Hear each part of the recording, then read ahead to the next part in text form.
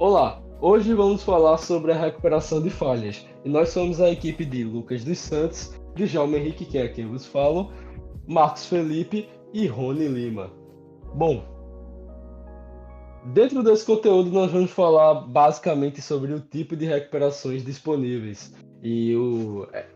Basicamente o banco de dados que a gente escolheu para falar sobre isso é o LDF interno, tá certo? E Bom, dentro dos tópicos que vamos falar hoje aqui, temos a introdução de recuperação de falhas. Vamos falar sobre o SQL Server e o banco de dados que a gente escolheu, que é o LDF Internal. Também do tipos de recuperações disponíveis em si, né? Que no caso vai vir aí então o tipo de recuperação full, a simples.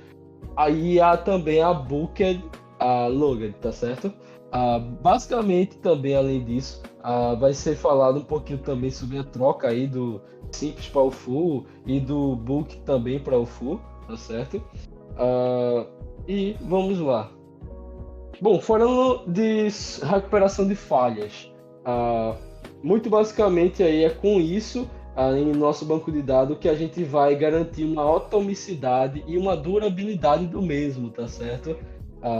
Com ele a gente vai garantir uma maior consistência e também vamos ter aí uma redundância de dados aí, por conta também do modo do recovery que a gente vai ver aí, que onde ele guarda as informações de transação em um log e logo posteriormente é feito um backup, né, de forma periódica e de acordo com o que está sendo feito na lógica, na regra de negócio do banco de dados, tá certo? Bom, seguindo, ah, falando do SQL Server, que é basicamente o SGBD do nosso banco de dados que a gente está explorando, ele basicamente foi criado pela Microsoft e também ele é usado em bancos de dados relacionais, tá certo? E a interface de código usada nele é a de SSMS, tá certo? E o modelo de transações do SQL Server ele é circular, vale lembrar isso, tá certo? Bom, abaixo temos uma imagem onde podemos relacionar um pouco do SQL Server com o SQL e seus parentes aí próximos, tá certo? Mas vamos lá. Falando então agora dos tipos disponíveis para esse banco de dados, tipos de recuperação. Primeiro, o full, tá certo? Onde ele basicamente armazena todas as transações do log e mantém salva, tá certo? Até que um administrador faça um backup, ou seja, feito um backup automático em uma certa larga escala de tempo, tá certo? E lembrando que aqui no full nunca vai ocorrer um truncate, tá certo? Desses logs de transação até que seja feito um backup de fato, tá certo? E vamos lá. Falando agora do simples. Ele é recomendado para um banco de dados ali de desenvolvimento, onde o banco de dados em si ele não é uma parte tão crítica. Por quê?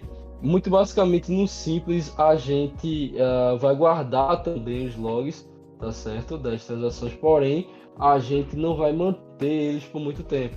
A gente vai descartar ele, vai realizar um truncate nele a partir do momento que seja reconhecido que para o banco manter-se consistente não é mais necessário ele estar ali. Então, com isso, com pouco tempo a gente perde esse log, tá certo? Aí tem alguns problemas por conta disso e já vamos falar sobre ele. Também tem vantagem, mas vamos lá.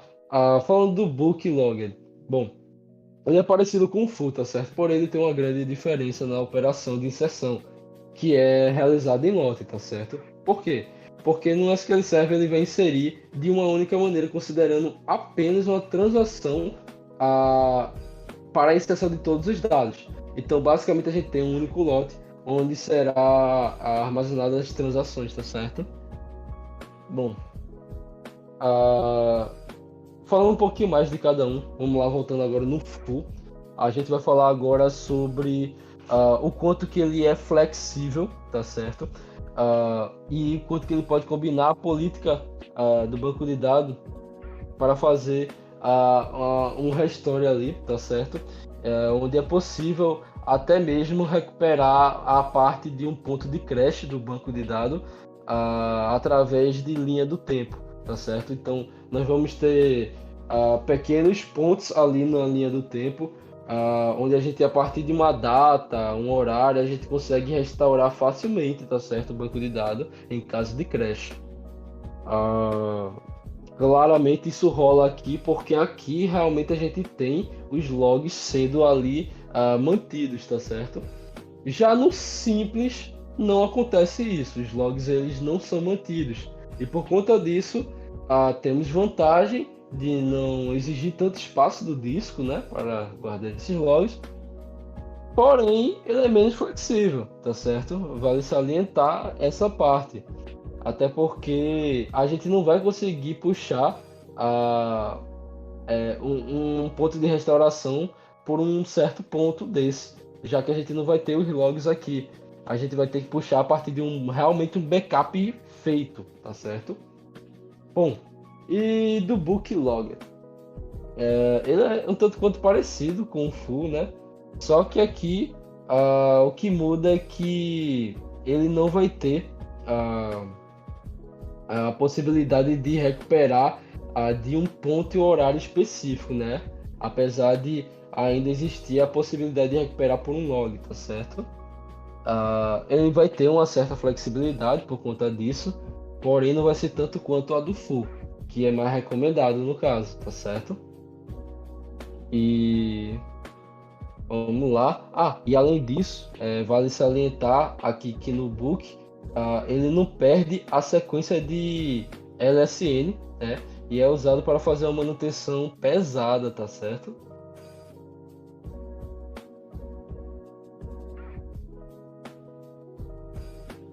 Então, meu nome é Rony e aqui eu vou falar um pouquinho, né, sobre o exemplo que foi mostrado no vídeo da troca do Simple para o Full.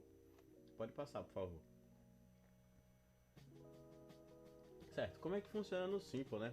Primeiramente, como vocês podem ver aí, a gente vai verificar o log e ver que está lá na nona posição o LDF internal com o tipo de recovery que é simples. É, ele não está usando nenhum reuso de código, nenhum reuso de log, na verdade. Aí a gente mostra, né, o status se tem alguma transação acontecendo, não tem. Aí a gente vai fazer uma transação, inserir dados no banco de dados. Aí vocês podem ver, né, que ele faz esse código e algumas linhas são afetadas. Pode passar, por favor. Certo. Aí em seguida, após iniciar essa transação, né, a gente verifica que o status foi alterado, ou seja, tem uma transação ocorrendo. Essa transação está em aberto, né, vocês podem ver aí. Tem escrito a transação, aí tem as informações dela, o SPD, o ID, essas coisas. Aí, além disso, a gente verifica no log, né, como é que está acontecendo. Vale salientar, né, que esse status 2 é que esse espaço no log está sendo utilizado. Ou seja, onde tem 0 não está sendo utilizado, ou seja, está livre esse espaço no log, e quando tem 2 está sendo utilizado. Pode passar. Certo. Agora a gente vai pegar essa transição do simple e commitá-la. Primeiro a gente faz roda o commit, né? E como vocês podem ver aí, a gente vai primeiramente observar, né, o banco novamente, e a gente vê que o LDF internal tá lá com um logo reuse com a transação ativa. E a gente vê, né, depois que a gente commitou, que não há mais nenhuma transação aberta no log. Então tá tudo já enviado para o log e ele está commitado. Já tirou aquela transação de lá. Pode passar. Certo, aí a gente vai no log info, né? A gente roda o códigozinho para observar o log info e a gente vê lá a última posição que tem lá o commit da extração. E o conteúdo nulo, ou seja, já acabou. Pode passar. Aí, né, saindo do simple e foi pra full, ou seja, a gente transformou o modo de recovery. Aí pode passar.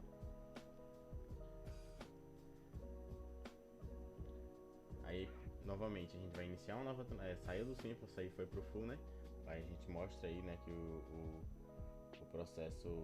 A gente faz um backup da base de dados pro disco e inicia uma nova transação, onde a gente altera o log de transações, ou seja, tem uma transação ativa acontecendo, tem aí o código dela e pode passar, por favor. A gente comita de novo e tenta fazer outra transação sem fazer um backup. E vocês podem ver que o loginfo ele estava limitado, aí começou a dar esse erro, que o log interno, o LDF interno, está cheio. Ou seja, é preciso fazer um log backup para conseguir fazer essa nova transação. Ou seja, ele pega essa transação que a gente tentou fazer outra vez e despreza ela. Ou seja, não tem nenhuma transação ativa. Pode passar. Aí ele vai, né, deletar as linhas e marcar como fantasmas. E no fim vai abortar a transação. Aí o loginfo, né, sendo todo utilizado e o arquivo do log de transações explodiu. Pode volta um pouquinho, Djalma, por favor. O arquivo seria, no caso, né, esse LDF interno, que explodiu e não aguentou, não tinha espaço bastante. Pode passar 2 vezes. Certo, agora eu vou deixar com o Marcos para a próxima parte. Olá, meu nome é Marcos e eu vou falar agora sobre o booklogged. Primeiro, por que utilizar o booklogged e não o full? Quando é feita a inserção de um arquivo pesado, é necessário importar ele de maneira mais rápida possível para o banco. Você vai querer que o SQL Server faça uma inserção linha a linha, né? Nesse caso, a gente utiliza o booklogged não full. Passa aí, por favor. Nesse caso aí, você pode ver que o LDF interno está utilizando o modelo full, então é feita uma inserção em lote e nele deu 18 linhas. Pode passar. Eita, nem carregou. Logo após, é feito outro insert e também é possível escolher a temporização lá no SQL Server para qualquer ponto onde foi feito o backup. E escolhendo esse ponto específico, você pode ver que foi, nesse caso aí, ele está sendo selecionado a 1948, por exemplo, que está com o modelo do full. Passa aí, por favor. Por fim, logo após isso, é utilizado o comando para alterar para o booklogged. E após você consultar novamente, pode observar que o LDF interno está com o booklogged. Bom, e para concluirmos, toda vez que fizermos a troca simples para o full, é recomendado também fazer o backup full logo depois.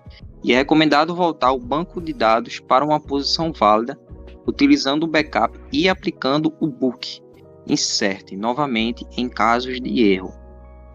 Usamos o banco LDF interno em todo o processo do nosso tratamento de erros e a gente utilizou o tópico de tipos de recuperações disponíveis em cima desse trabalho.